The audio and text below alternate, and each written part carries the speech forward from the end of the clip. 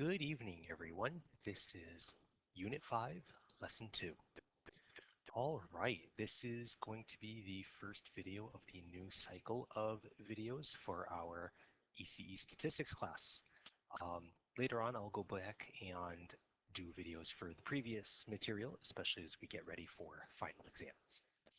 All right, so in our first lesson in Unit 5, we looked at the idea of correlation and how two data points can have either a weak, moderate, or strong relationship, or possibly a positive or negative, or even a nonlinear relationship, and what those actually mean.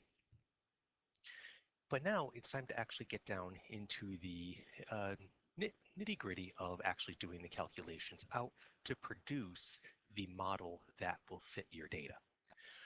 So here, we know that data varies, and whenever we collect data, even if we collect data with several of the same value for the explanatory variable, the response can change. For example, in the experiments that we were comparing shoe size to height, there are several people that have the same height but different shoe sizes, or several people with the same shoe size but different height.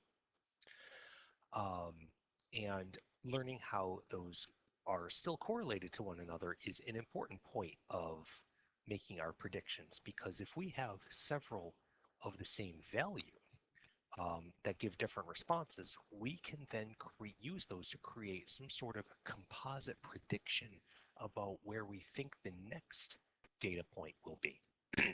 So, for example, if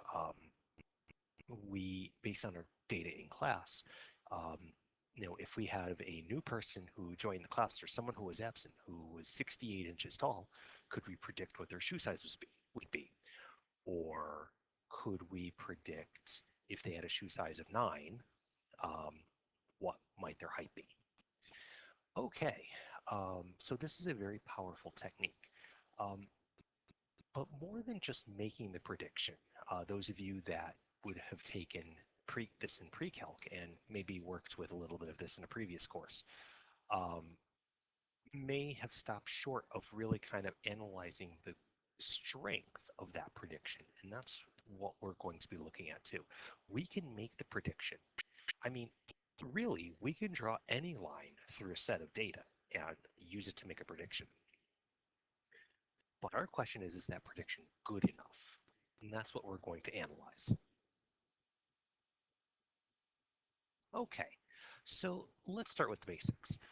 Fitting a linear function to a set of data. Hopefully the data exhibits some sort of linear trend. But even if it doesn't, we can still attempt to fit a linear function. So let's say we had a set of data points, x sub 1, y sub 1, x sub 2, y sub 2, x sub n, y sub n. So we have several pairs of explanatory and responses, whether we're looking at height and shoe size, whether we're looking at maybe the correlation between um, amount of sleep you get and the number of classes you take, things like that. We could look at correlation between a lot of different things, right? So what we'll do is we'll plot all these points on a scatter plot, as we have done, and then we're going to create a line of the form y equals a plus bx that passes as close to all of these points. Um, because data varies, we won't get through exactly all the points. If we did, we'd have a perfect correlation. The data would be perfectly collinear. Obviously, in real life, that doesn't happen. So instead, we are going to get here as close as possible. I'm going to use my fancy stylus to highlight that. So as close as possible, and that's why on the previous slide, you'll notice that obviously no single line can pass through all of those purple points, but I'm going to create a line that gets as close to as many of the points as possible. Okay, so this will be the line that will be used to make predictions about future data points.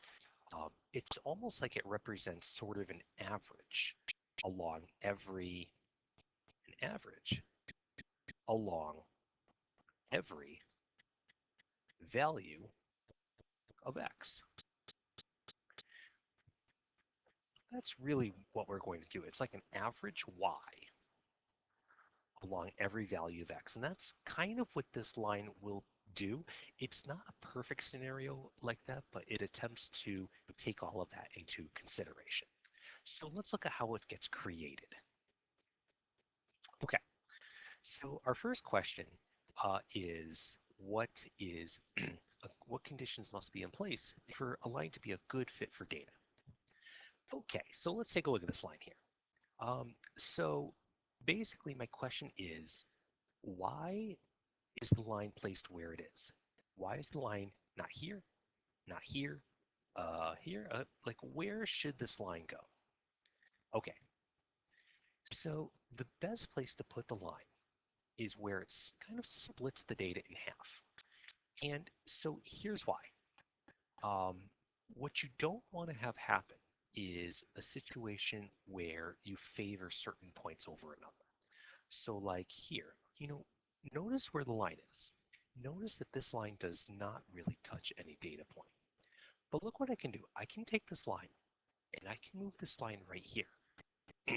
So look what happens. These 4 points are now really close to the line. Well, that's all wonderful for those 4 points, but those 4 points are done to the detriment of these 2 points up at the top here. So these 2 points here and here, um, those are not being treated fairly by the line. And you'll notice that like the distance they are from the trend is much higher than these. Now, you may say, well, maybe those points just vary. Here's the deal. This represents 33% of the points. So 2 out of 6 of the points are essentially having this high residual. They, oh, and there's a word that actually, we haven't gone over yet. So we'll talk about the word residual in a second. So this distance here, like, is much higher than it ought to be. So watch what happens. I can take this line and I can push this line a little bit further up like this. Now, here's the deal. Compare the places, if you will, for a second. If we look at this here, look at how close these points are, right?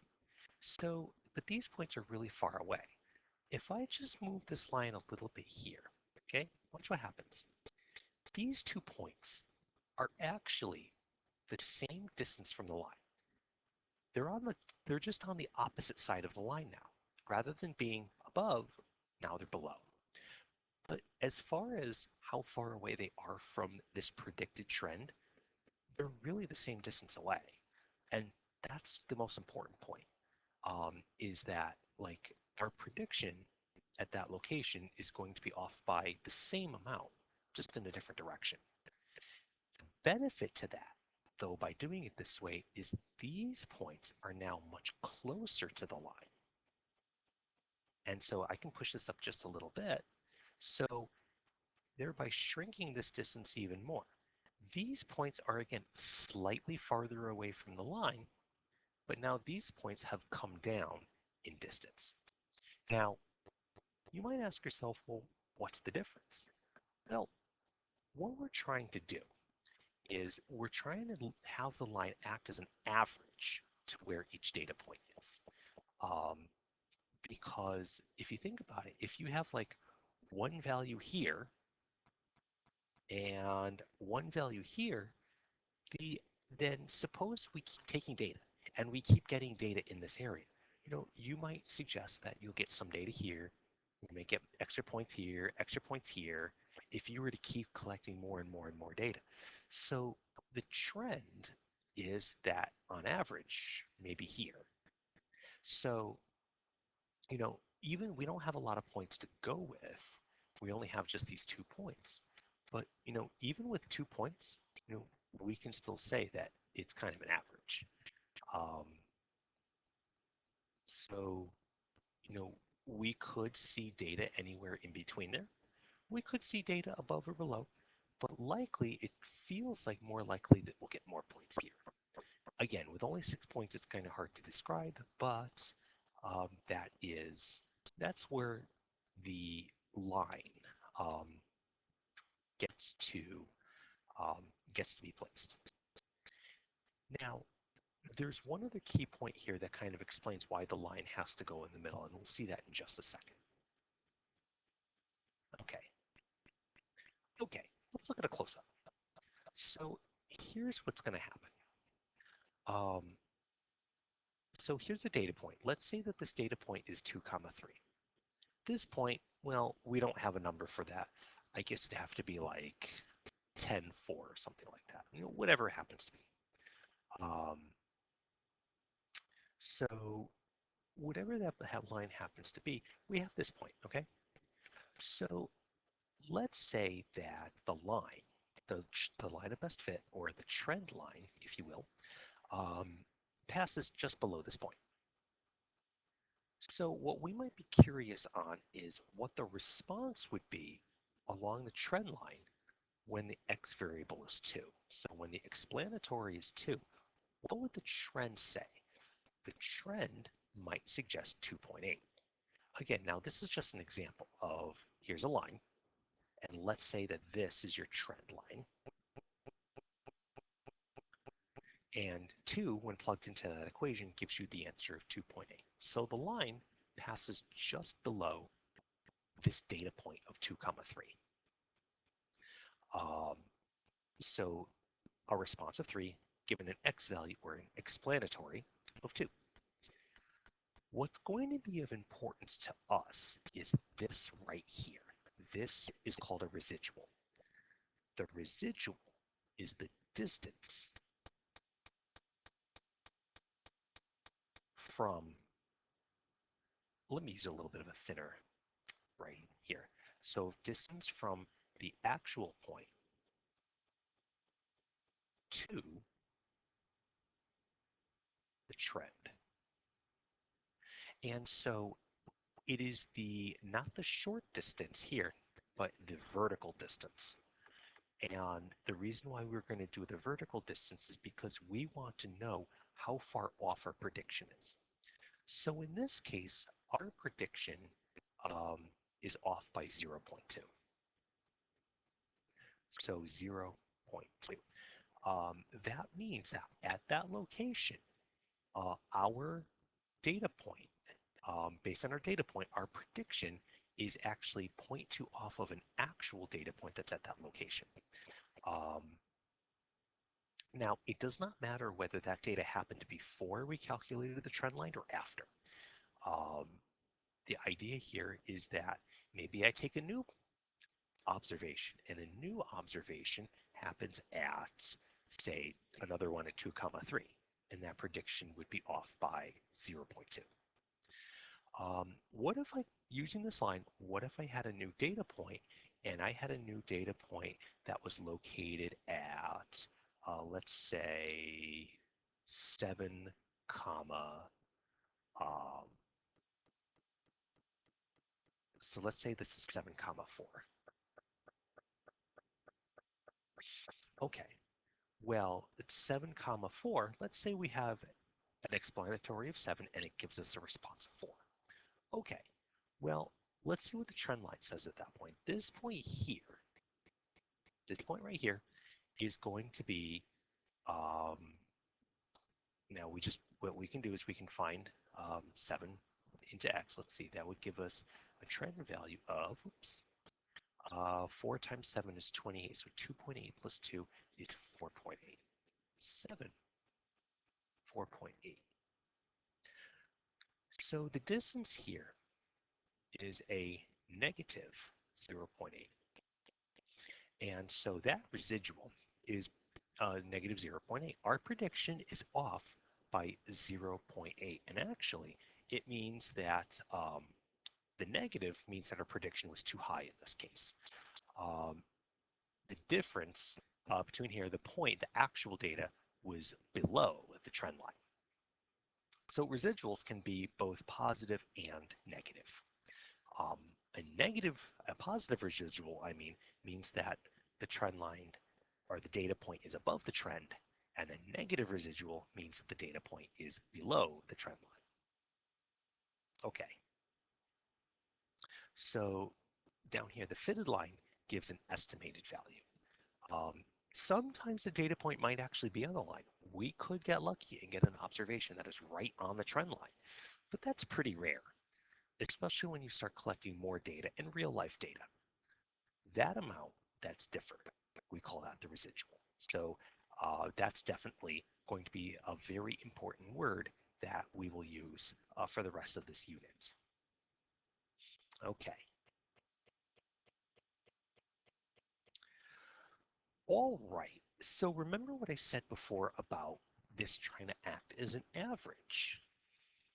So what then happens if I were to find all my data points and I were to find the residuals to all of my data points?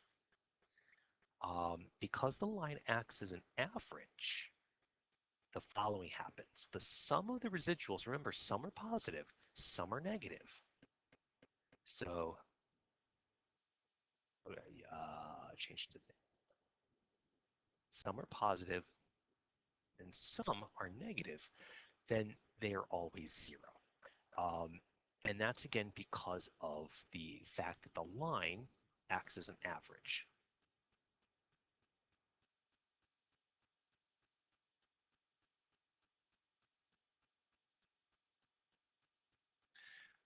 So it's going to behave the same way, like when we had a set of data and we found all the deviations, um, which is the same thing, distance from mean. Um, so same idea here, but just in one dimension. And we added all that together, we had zero. So how did we get away from that? We squared all the residuals.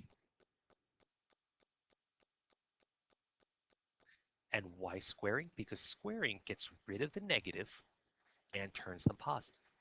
What your calculator will then do is find the lines and place the lines such that the sum of squared residuals, so all those little distances, and squares them and adds them up, the line is geared to make that number as small as possible. And this is called least squares regression. So this is sometimes also known as the method of least squares regression. Um, so you may see it called the least squares line. You might see it called the trend line, the fitted line. So trend line. Oops, my writing is a little sloppy there. Fitted line. You might even call it the line of best fit. All those words all represent all the same line. We're only going to use this one method of creating a regression line. Are there other methods of creating a line? There actually are. There's the median line and a few other ones, but this is the one that is by far the most standard. So now, before we get too much further, I can take a minute because in a video I can do this, um, and we can answer one of the burning questions that we had back last unit, and was why do we square the deviations? Why do we square the residuals rather than just taking the absolute value? This question always comes up when we did standard deviation. Why do we um, square rather than just finding the absolute value and adding all that up and making that as small as possible? I can finally explain it. Let's go back and look at our chart. So let's look at this data here, okay? So the reason why we want to square the residuals is because by doing so, that forces the most optimal value to be in the center between these two. So for example, let's place this line here. Now again, we're doing this, this works because we have no scale, okay? Let's get rid of this, let's get rid of some of these circles.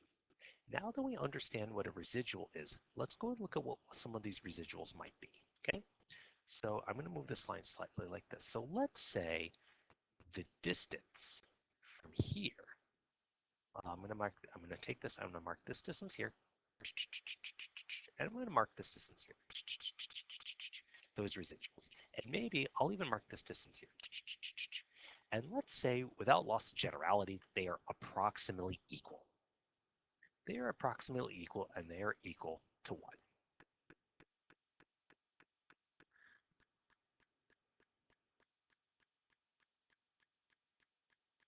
Now, again, points that are below the line are going to have technically have negative residuals. So negative, negative. Okay, not that that's going to actually matter in this case, because again, what we're going to look at for is squared residuals. Okay, so what if we were to just simply get rid of all the negatives and just treat this as 1, 1, and 1, okay? Now, what's going to happen if I take these points and then I take this and shuffle this down so that the line more passes through these points here, okay? So now, let's look at these residuals. These residuals would now be a little bit different. It looks like one of these may be a quarter as much, so maybe that this is 0.25. This residual is probably 0.25. And then this one here is longer now. This one looks like it's going to be a little bit longer, maybe like, oh, I don't know, 1 point. Looks like this is a little bit longer now, maybe close to 2. So now this is more like 2. So guess what's going to happen? These residuals are now more like the sum of these residuals, instead of being 3, the sum of these residuals is now 2.5. Okay? So the sum here is 2.5, but what's the problem with that? The problem here is that the reason why it's doing it is because it's being able to come really, really close to these points. And actually, in that case, what it's going to do is force the line to be almost right on top of these points. If we just look at these 3 points, I'm kind of ignoring the other 2 for a second. So what this is going to do is it's going to force the line to go where a majority of the points are and ignore anything that's not in the majority. But we don't want that to happen. We want the line to act as a average to all points. So what happens if I return these numbers to where they were? And let's get rid of what I have in blue, like that. Okay, there goes the line back. Okay, so now we're going to look at the squares of these. So right now, we're looking at 3. If I square the residuals as they are, they're 3 because 1 squared and is going to be 1, and then there's 3 of those. But what happens now if I attempt to move this line closer to these points, right? Here's what's going to happen. These might shrink, right? So we're going to have the same issue as before. You're going to have 0.25, but it's going to be 0.25, 0.25. But guess what? And then this one here will now jump to 2. But we're not going to look at these numbers. We're going to look at squaring those. So guess what's going to happen? Squaring 0.25 is going to reduce it to 1/4 times 1/4 is 1/16, 0.0625. And this, 0.0625. That's good, right?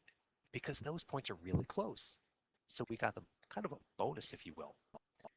Well, what happens when you square 2? You get 4. Because that residual doubled, we actually got a penalty from that because we don't want points to be that far away from the trend line. And so when you add that together, you get, well, more than 3. So by doing this, my sum of squared residuals has increased. It turns out that by squaring the deviations, it keeps all the numbers as low as possible. And you want the lowest numbers possible to be squared, if that makes sense. Because squaring a larger number has a disproportionately larger and larger effect because, well, it's exponential.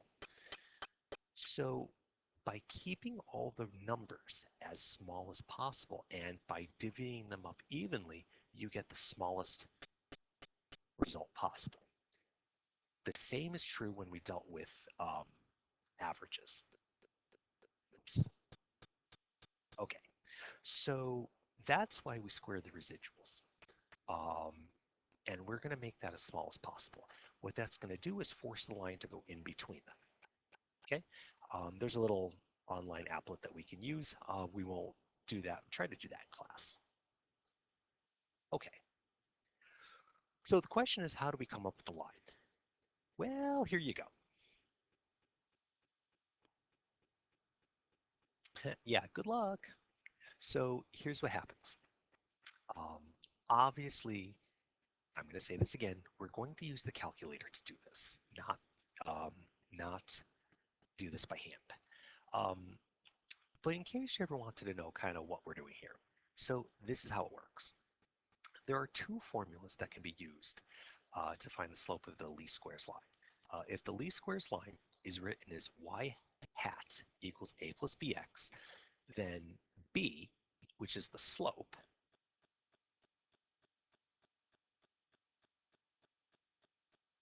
of the line, uh, can be found by doing either one of these formulas.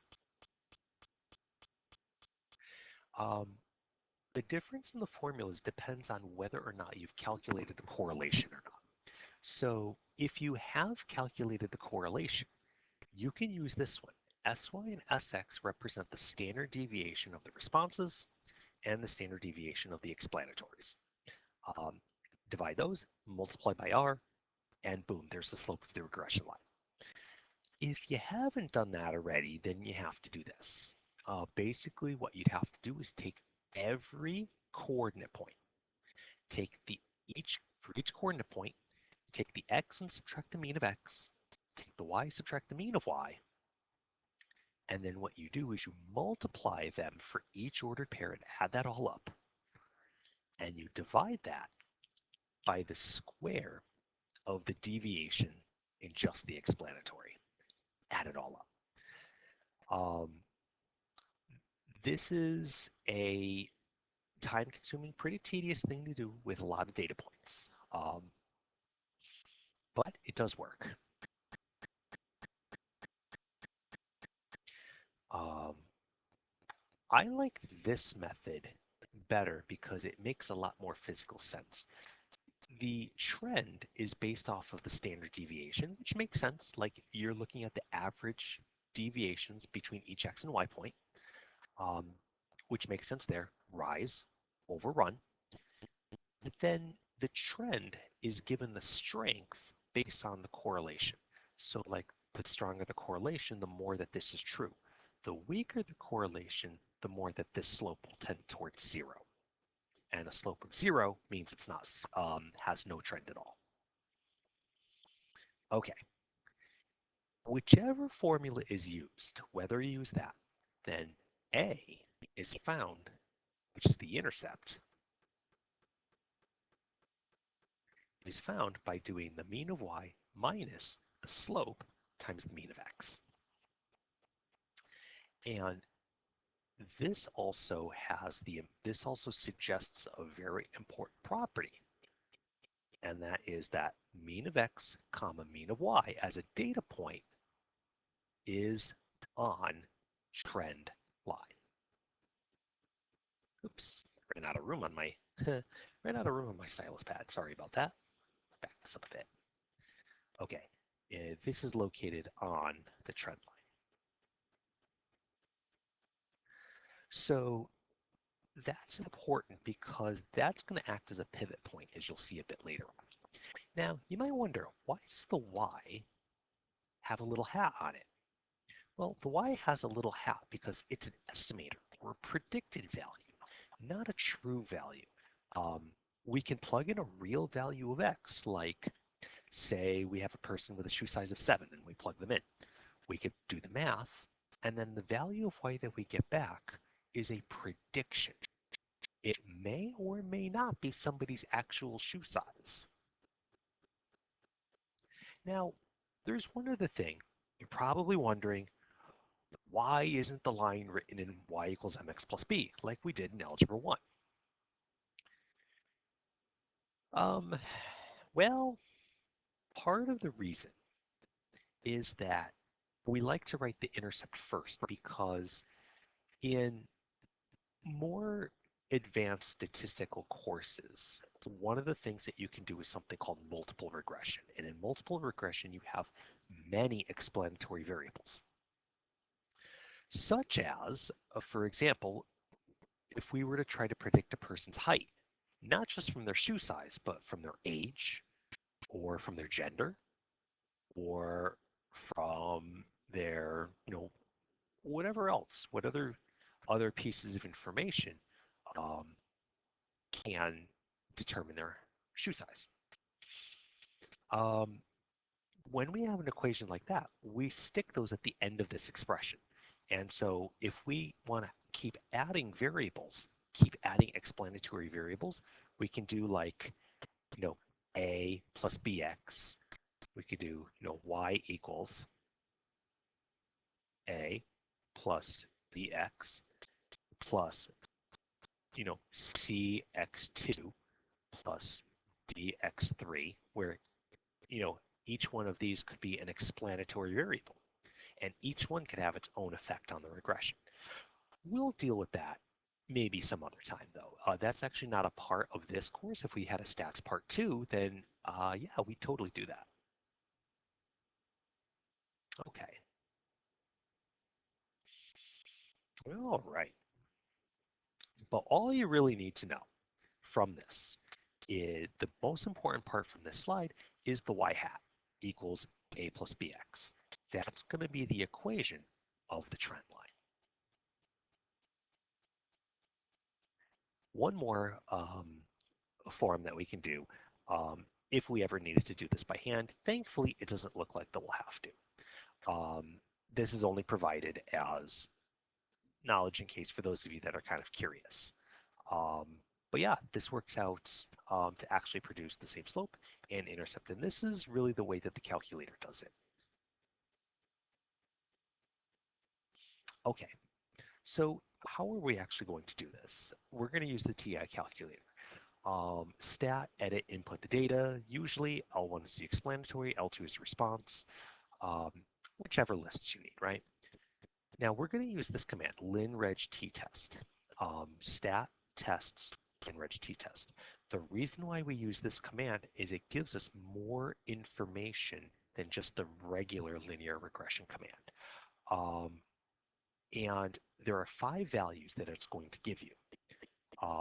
There's a bunch at the top that we're not going to use. There's like values of P and of T. Ignore those. These are the ones that we're going to use, and we'll do an example of this. Okay. For right now, we're going to focus on A, B, and R to draw that regression line. R squared and S we will use and define in the next lesson. Okay. All right. So let's actually do a quick example of this. How am I doing on time here? Okay. So here we go. So we have some data. Let's plug this in and see what happens. All right. We're going to follow the directions stat. Edit. Perfect. So right now I'm going to do this. I'm going to plug this data. I'm going to do this in L3 and L4 just because I've got another problem already set here. 1, 2, 3, 4, 5, 6. And then I'm going to scroll over here and we're going to do 62, 123, 188. Oh, yeah, that's right. The 8 key does not work on my computer. 228, 280, 344. Okay. So when I want to calculate the line between these points, okay? Now, if I want to see this on a scatter plot, I totally could. And we can do that in a second. So do stat, go over to tests, and we're going to go down and we're going to choose linear regression t-test, okay? I'm going to use L3 and L4. You use whatever lists you want. Frequency should be 1 because each point happens once. This line, Beta and rho, ignore. Nothing on that matters. Regression equation y1. If you want to put the regression equation into a y variable, you totally can. You press the vars button, you go over to yvars, and you hit enter. And if you want to put it in y1, you can just press enter. If you want to use a different one, a different equation, you can. Calculate. Okay, so let's see what we have here. First bunch of stuff doesn't matter. So let's scroll down here. All right, so here we have some values. What's going to be important for us right now is A, B, and R. Okay, look at the correlation, 0.997. Wow, that's big. Okay, let's start there. Correlation, 0.997. R equals 0.997. There is a very strong positive trend between. So what does this value deal with? Hours driven by a delivery van and how far they go between hours and distance. Makes sense. The longer they drive, the farther they go. All right. So what is the actual equation?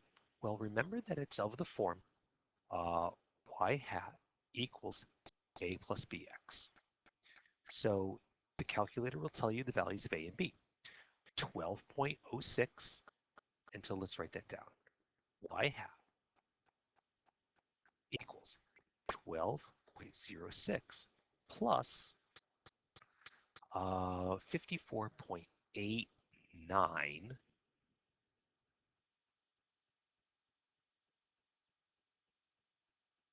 x. Okay, so again, you'll have to get used to the fact that the intercept comes first and the slope comes second when we do this. Also get used to the little hat on the y. That is important. It means that the y is an estimate. Okay, van drives for 4.25 hours. How far would we predict that it travels? Okay, well, that's easy enough. If we want to make a prediction, the line is used to make the prediction. We just plug the value in for x. So 4.25, so we do 12.06 plus 54.89 times 4.25.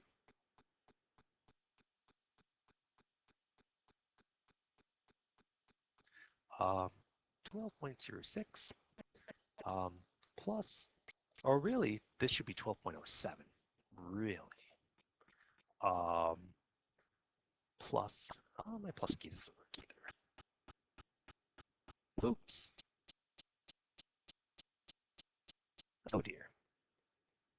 12.07. Ah, my calculator is, okay, 12.07 plus 54.89 parentheses, 4.25. Enter. 245.35.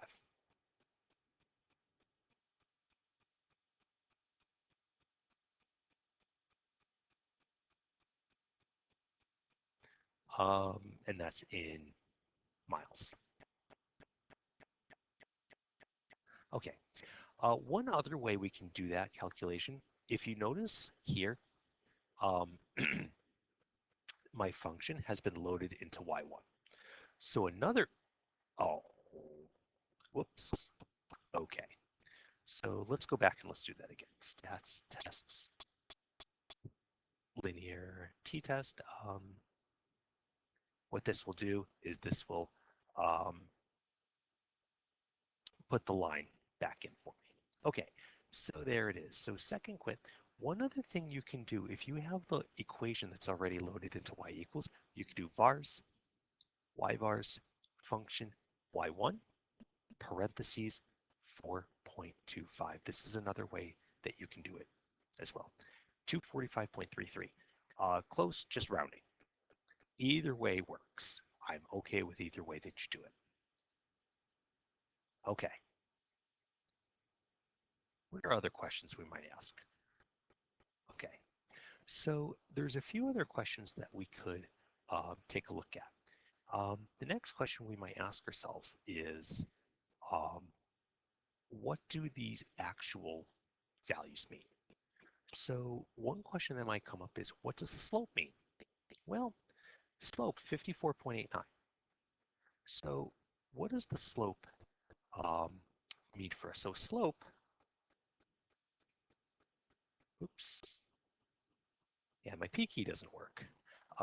My keyboard has a lot of problems. Sorry about that. Is 54.89. But what does that mean? It's a rate of change, right? So what that means is a change of 54.89 miles for every 1 hour. And that's based directly on the rate of change, just assuming that this is over 1.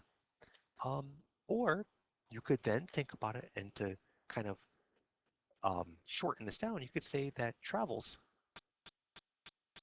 an average of 54.89 miles per hour. And that works too.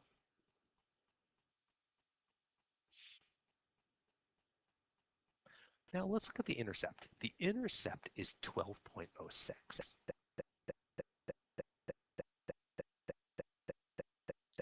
You need to pee. Is 12.06. So what does that mean? Well, where's the intercept on the graph? The intercept is where it crosses the y-axis, right? So any point along the y-axis, if that, like, what is true about the coordinates of that point? That point must be like 0, comma 12.06. And this is the value that we get if we plug 0 in for x. This happens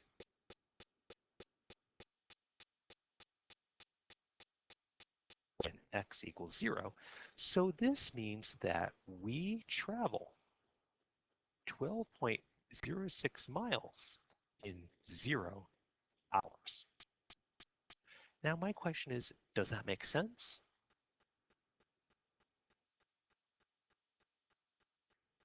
Does not make sense. Why not? Well, clearly, you can't travel 12 miles in 0 hours unless, it's like a rounded value. And that's part of making the trend, right? Now, in reality, if we travel for 0 hours, we're going to travel 0 miles. So we would predict 12, but remember that no prediction is perfect. There's also one important piece here. 0 is a little outside the range of this data. Remember, this data only goes from 1 to 6. And one thing that you'll see is that trends sometimes behave differently outside the range of data. Um, Kind of like what we talked about with generalizing. Remember that you don't generalize to a population that you haven't sampled? Well, the same thing is true here. We don't generalize a trend to data that we haven't collected. So do not um, do not generalize or apply a trend to data we don't have. And my apostrophe is broken too. I have all these keys that are just, they don't work on my keyboard. Okay, okay. And because of that, it does give us some limitations onto how we can make lines and predictions. So here's a really good example of that, and I'll try to make this brief so this video isn't terribly long here. So consider the following data. We have data on year and the population of Earth, and this is in millions. So 1.1045 million represents just over 1 billion. 5.2 billion people in 1990. Okay, let's put that into list 1 and list 2.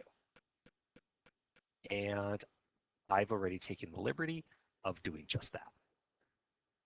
That's the data I have here. Okay, so let's go ahead and write the equation for that. We'll go back, we'll find our equation, stat tests, linear ridge t-test, L1, L2, and we'll leave the regression there, calculate. Okay, all right, let's take a look at what we have here. Um, oh, that's a pretty beefy A value. B value, interesting. R value of 0.85. Okay, it's a pretty strong trend. All right, so strong 0.86. Nice strong trend. That's even stronger than what we had with shoe size. All right, so let's see what happens. So let's write that equation down. The equation looks a little something like this. Um, y hat equals negative 36,689 plus 20.47x. So now the negative, as you can imagine, probably doesn't matter too much. But what does 20.47 mean? Again, so 20.47, what are my units here? If I go back, it's population per year. So it's 20.47 million population per year. And so this means that my population will increase by about 20 million a year, according to this function. So what does this line predict was the population in 1964? Okay, easy enough. We'll make a prediction of 1964. Bars, y bars, function y1, 1964. 3522.47. All right, well, let's see how that stacks up.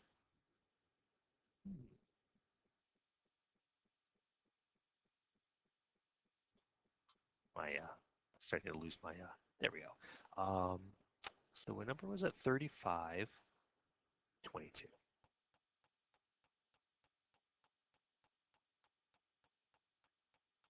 Now let's take a look.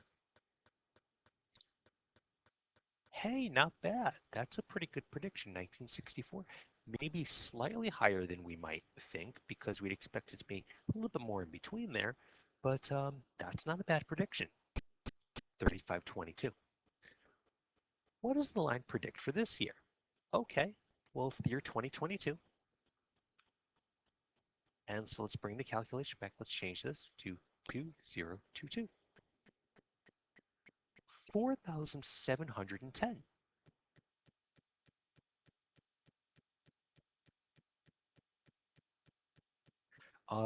Is that correct?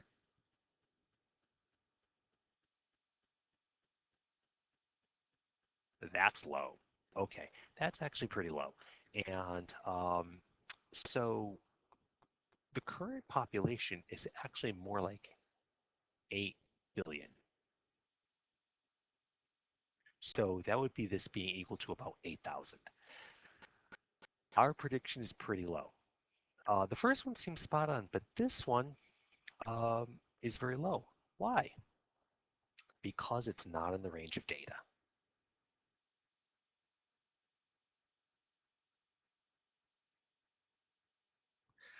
2022, my data stopped at 1990.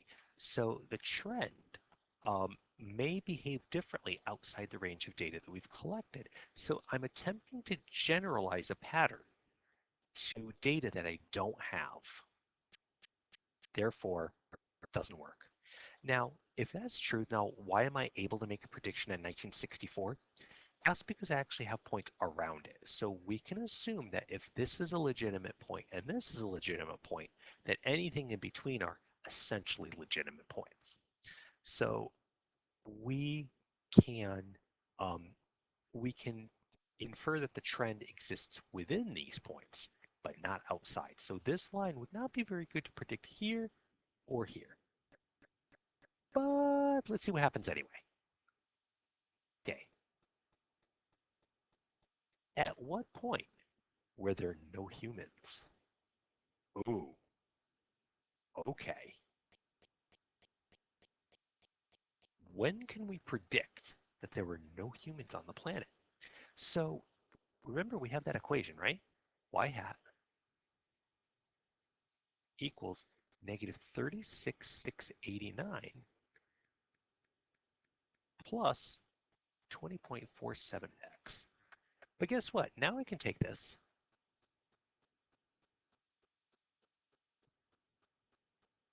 and I can get rid of this y hat, and I can put a 0. At what point would we predict the population to be 0? Ooh, well, let's add that to both sides. 36,689 equals 20.47x, and we divide by 20.47, and I get x equals,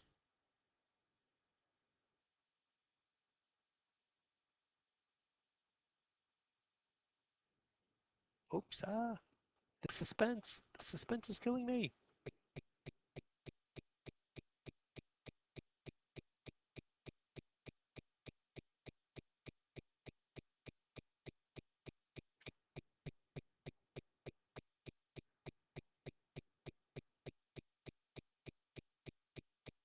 Huh, so what are we saying? Are we saying that the French Revolution was actually a nuclear war that annihilated all of humanity and it had to start over again? Wow. Bet you're going to see Les Mis in a whole new light now, huh? Okay. Oh my goodness. All kidding aside, folks, that clearly is not right. But why? Um, Number one, do not extrapolate the regression. As we just said before, data behaves differently outside the range of collected values, including losing linearity, which is what's going to happen here. But then the other thing, do not ever use y to predict x. A little harder to see, but I want you to take a look. Here's the data plotted on a graph. Okay. Um, it turns out that for most data, if you were to plot the if you were to look at the scale between your explanatory and your response, what's going to end up happening is the line optimizes in the y direction. What it does not do is optimize in the x direction. So long story short, if you try solving for x, what you're trying to do is you're trying to figure out at what level the trend line reaches a certain y. And essentially, you're trying to predict what x that would happen at. But that x is going to be far different than any x's that happen to end up there. So you end up with um, predictions that are much less accurate. Um, the question then is how, if you need to do this, can you? Yes. Um, so whenever you do this, there is a workaround.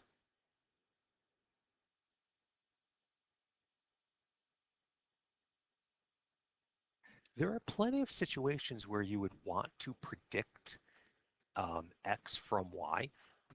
But if that's the case, then what you're going to want to do is to swap explanatory and response. And so to do that, basically what you'd have to do is you have to swap x and y. And so what you do is you reverse them and then recalculate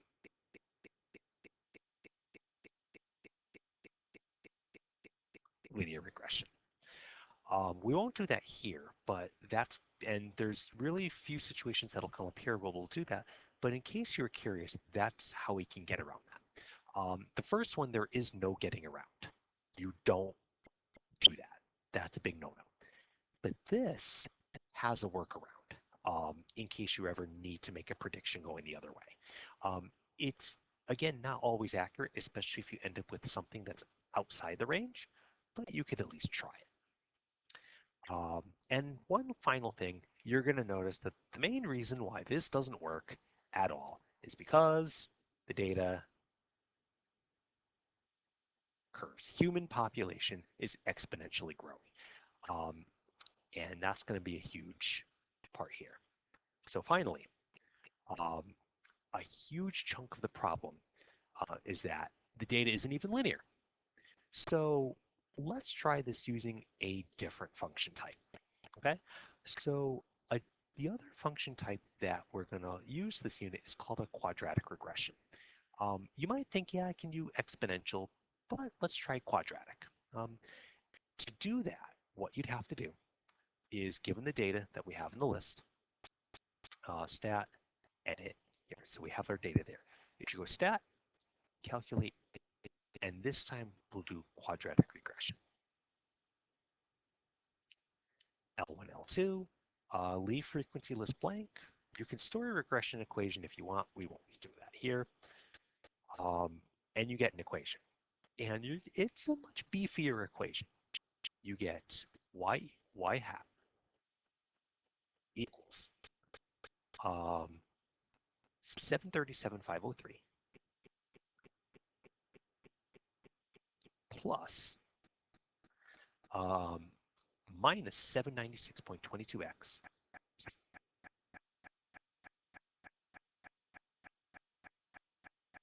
um, plus 0.215 x squared. Okay, um, that is a much better equation. And one thing that you're going to notice here is that the value of r is much higher for this one. It's 0.9818. Now, unfortunately, it doesn't actually give you the value of r when you do quadratic regression. You actually have to take the square root of this number. So 0.9639, take the square root of that.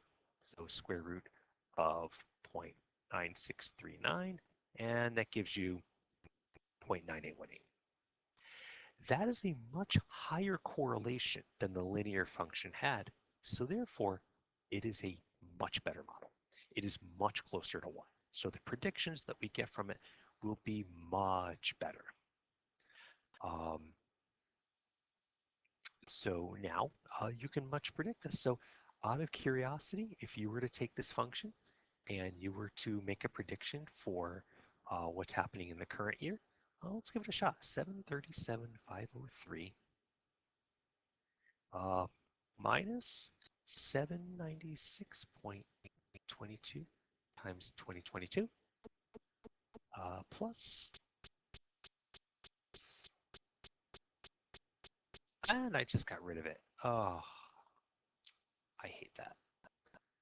All right, 737,503 um, minus 796.22 times 2022. Um, oh, and you know what? It got rid of because of the shift, and I need shift to get to the plus key. Oh well. Anyway, it's a lot closer. You can try it for yourself. Um, and there you go. That is a much better model. So that covers everything that we need to talk about in this unit. So how to use linear regression, how to use quad regression if we need to, and kind of some of the things that we talk about with that. Um, so I hope that this is useful, and I will see you later for the next lesson. Have a good night.